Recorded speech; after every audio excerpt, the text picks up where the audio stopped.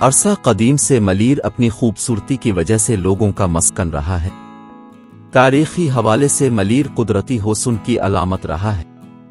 ملیر کے سرسبز چراگاہیں، بہتی ندیاں، چشمے، آبشار، دل کو چھو لینے والی ہوائیں، خوبصورت پہاڑ، قسم قسم کے چرند پرند، مختلف خونخوار اور بے ضرر جانور، یہی ملیر تھا، یہی ملیر کی پہچان تھی۔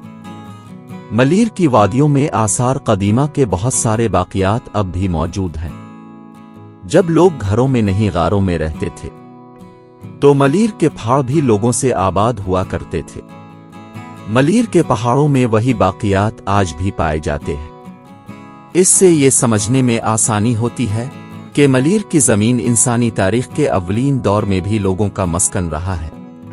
بمبور اپنے وقت میں سندھ کا ایک تجارتی شہر اور بندرگاہ ہوا کرتا تھا، جس کے آثار آج بھی کراچی سے چند کلومیٹر دور دھابیجی کے مقام پر دیکھے جا سکتے ہیں۔ اس وقت کراچی ایک چھوٹا سا گاؤں شاید دیبل اکولاچی کے نام سے ہوا کرتا تھا۔ شاہ کے مشہور عشقیہ داستان سسی پونو کے کردار سسی کا تعلق اسی شہر بمبور سے تھا، اور پونو کیچ کے بادشاہ کا فرزند تھا۔ جب سسی کو خبر ملتی ہے کہ اس کے پونو کو اس کے بھائی اٹھا کر بمبور سے کیچ لے جا رہے ہیں، تو سسی پیدل ان کے پیچھے بھاگتی ہے اور ملیر کے ہی رستے سے لس بیلا تک پہنچتی ہے۔ 17ویں صدی میں جوکیے اور کلمتی قبائل کے جھگڑوں میں جو لوگ مارے جاتے تھے، ان کی قبریں قیمتی پتھروں سے بنائے جاتے تھے، اور وہ قبریں آج بھی ملیر کے عظمت کا نشاں بن کر اسی ملیر کی سرزمین پر موجود ہیں۔ جب چاکر گورام کے خون ریز جنگ کے بعد بلوچ سیوی اور گندوں کو چھوڑ کر سندھ، ملتان اور گجرات کی طرف ہجرت پر مجبور ہوئے، تو وہ بھی ملیر کے راستے سے اپنی اپنی منزلوں کو گئے۔ اس راستے میں اگر کسی کا انتقال ہو جاتا تو ان کی قبریں خوبصورت پتھروں سے نقش نگار کر کے بنائے جاتے تھے۔ صدیوں کے سفر کے بعد آج وہ قیمتی پتھر تو لوگ لے گئے، مگر ان قبروں کے باقیات آج بھی ملیر کے سرزمین پر موجود ہیں اور اس راستے کی نشاندہی کرتے ہیں۔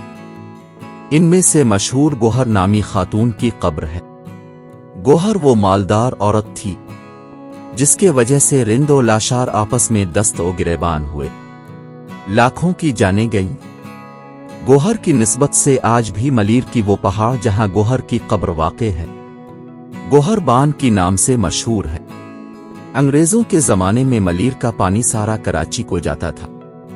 انگریزوں کے بنائے ہوئے کنویں آج بھی ملیر میں کھنڈرات کے شکل میں موجود ہیں۔ برٹش سرکار نے جب چاکر نوتک کو بغاوت کے جرم میں پھانسی کی سزا سنائی تو چاکر کی آخری خواہش پھانسی کے وقت ملیر کو دیکھ کر دم لینے کی تھی۔ ملیر کی خوبصورتی کا میں بھی گواہ ہوں۔ اپنے بچپن میں نے ملیر کی خوبصورتی کو دیکھا ہے۔ آبشار، بہتے چشمے، سرسبز پہاڑ، خوبصورت باغات، بہتی ندیوں کا شور، وہ 14ویں کے چاند کی روشنی، وہ اندھیری راتوں میں ستاروں کی چمک، وہ درختوں کے مہربان سائے، وہ خوبصورت پرندے، وہ اونٹوں کے قطار، سب میرے یادداشت میں آج بھی نقش ہیں۔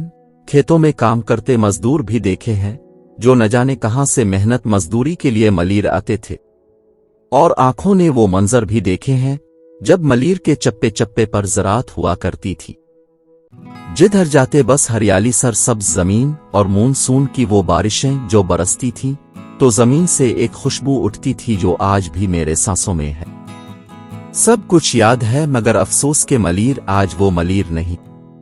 نہ وہ آبشار ہیں، نہ چشمے، نہ وہ بارشیں سے نظارے، نہ سرسبز کھیت، نہ وہ چرند پرند، نہ وہ لوگ، نہ وہ خوبصورت راتیں۔ انہیں یاد کرنے لگتا ہوں تو یادوں کی ایک لڑی سی بند جاتی ہے۔ آج ملیر کی زمینوں کو نوچا جا رہا ہے، پہاڑوں کو روندا جا رہا ہے، آثار قدیمہ کے نشانات کو مسمار کیا جا رہا ہے، ندی نالوں برباد کیا جا رہا ہے۔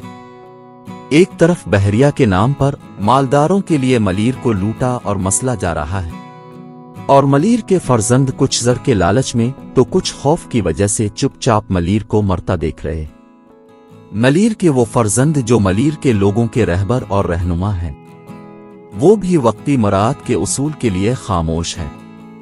آج ملیر اپنوں کی سنگ دلی مفاد پرستی پر نوحہ کنا ہے، آج ملیر کی زمینیں زرداروں، سرمایہ داروں، جاگیرداروں، جنرلوں کرنلوں کو کوڑیوں کے مول بیچے جا رہے ہیں۔ ملیر کو اپنوں کی بے حسی مار رہی ہے، اور اب سوائے ماتم کے ہمارے پاس کچھ بھی نہیں۔ ہاں، جب قدرت مکافات عمل پہ آیا تو ہمارے پاس افسوس کے سوا کچھ نہ ہوگا۔